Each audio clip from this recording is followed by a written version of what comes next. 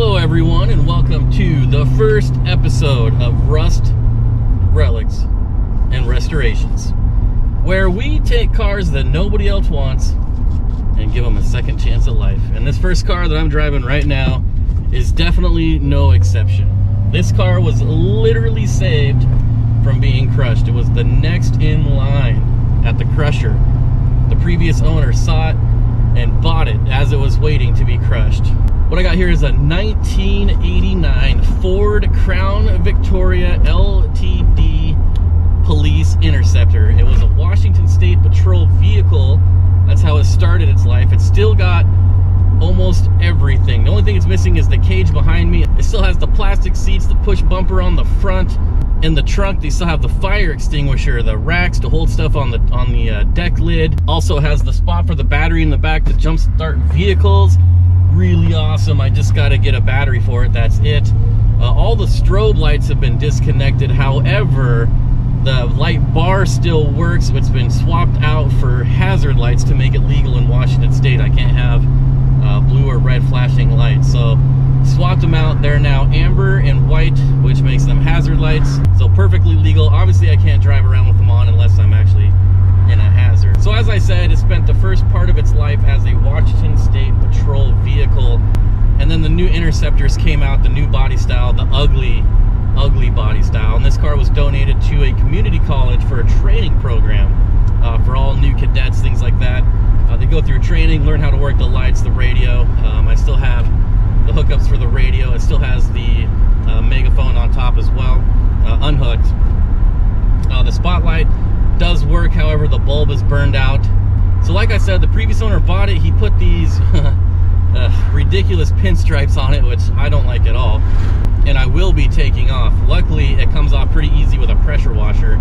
If it was just like a small little pinstripe, you know, a heat gun, peel it right off, but this thing is massive. It's baked on there, so it's going to take a bit more. Like I said, luckily the pressure washer works, so that'll take some time. So again, the previous owner bought it, and then it sat for the last 14 years under a carport.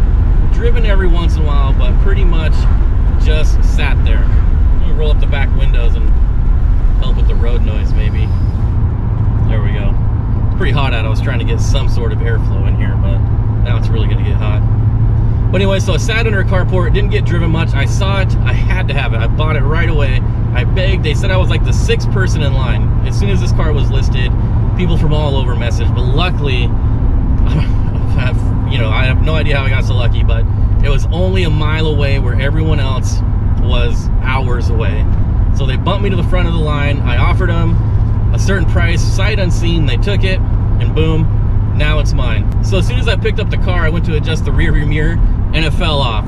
So I got a $13 rear view mirror suction cup from Amazon. It actually works pretty good. I have no problems with it at all. First order of business is that the locks were frozen stiff. They're electronic, so the actuators were seized. So we had to get in there. I called my buddy Mike. He's an not auto mechanic, but he does car stereos, keyless entry, alarms, basically everything in the 12-volt realm. And so I took it up to his house. We tore the door panels off. We just had to remove the actuators, hit it with some WD-40. And so now I have manual locks. I don't have power locks anymore, but I mean, never had them in the first place, so they were seized. So now that I could lock this car up safe in my neighborhood, the next order of business was getting it to the shop and getting an oil change, having them do a once-over, seeing just how good a shape this thing is in. And surprisingly, this thing is in great shape. It's got an aftermarket Holley 4-barrel carburetor. I don't know why that was so tough for me to say. It's got aftermarket Edelbrock headers, forged piston. This bad boy is ready for a turbo, like bolt-on. Of course, it's the 5.7 liter 351 Windsor, not the Cleveland, unfortunately, but the Windsor. So same motor that's in the F-150, and means I got about 150 horsepower. Not that much, but I do have 300 foot-pounds of torque. So you know what that means: smoky burnouts all day long. And thankfully, I got a clean bill of health from the shop, except for the tires, mind you. So once on the lift, he's like, you need to leave here and go straight to the tire shop. And you could like pick off the rubber with your fingers. So I took it to get brand new tires, and when they took off the tires, cobwebs everywhere. I've never seen anything like it. It was pretty funny. The guys got a good laugh out of it. But now we got new tires on it. It's safe, it's ready to roll. Next up, we'll do brakes. Gonna have an exhaust put on it.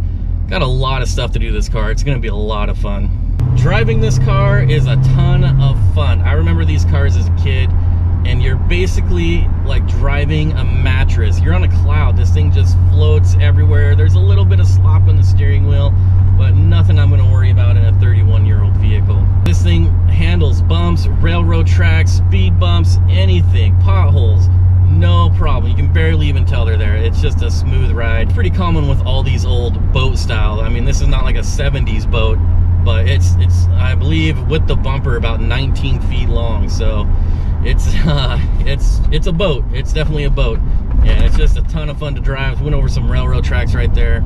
It's noisy. There's road noise, but really, I mean, it was nothing. So that's the quick overview of this vehicle. I'm absolutely ecstatic. Honestly, I paid $2,500 for it, and it's the best $2,500 I've ever spent on a vehicle. I mean, the windshield's cracked.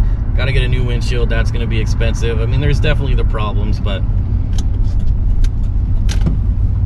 it's all just really minor stuff. The transmission is solid, the motor is solid, and I'm planning on turning this thing into a sleeper. We're gonna keep it completely stock on the outside. Once they get the pinstriping off, I am gonna make it look like a cop car. I mean, it is a cop car, so we're gonna go with the black and white, of course, but it's gonna be a total sleeper. Stock rims, tires, everything is gonna be completely stock, and hopefully we get this bad boy up to about 300 horsepower. If you're into cars, definitely hit that subscribe button. Like I said, I'm hoping to put together just the weirdest, oddball, strangest garage of hoopties, junkers. I mean, I want a Pinto. Like I said, this channel is gonna be about cars that nobody else wants, and I want them. I don't know if you guys ever driven a Pinto, but there's just something about driving a Pinto. As long as you don't think about getting rear-ended and blowing up and dying in a fire, that just puts a smile on your face. Just like this car.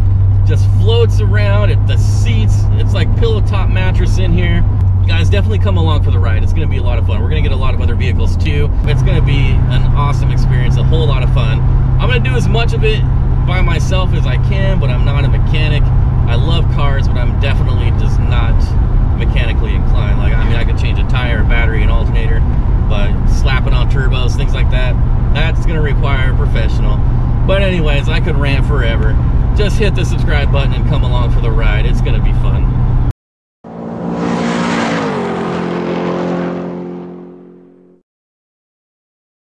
I'm starting to sweat because it's like 9,000 degrees in here.